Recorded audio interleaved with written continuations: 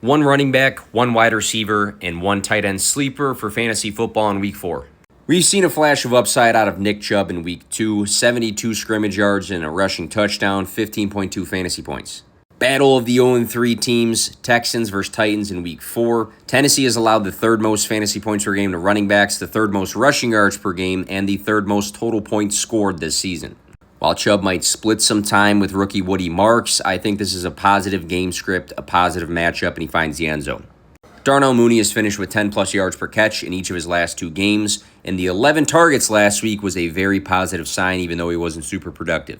In week 4, the Falcons face the Commanders, who rank 8th in fantasy points per game allowed to wide receivers and 10th in passing yards per game allowed.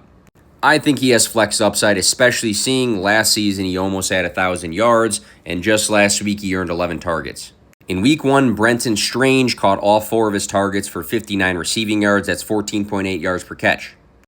Down week 2, but then last week he had season highs across the board, 7 targets, 6 catches, 61 receiving yards, 12.1 fantasy points. Travis Hunter, first-round pick in 2025. Brian Thomas Jr., first-round pick in 2024.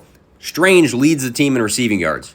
The Jaguars face a 49ers defense in week 4, who are a top 12 tight end matchup for fantasy football so far this season. McBride just finished with 43 yards and a touchdown against them last week, and Juwan Johnson finished with 49 yards and a touchdown in week 2. He might be the safest pass catcher in this system for fantasy football right now because the other 2 guys are looking kind of ugly.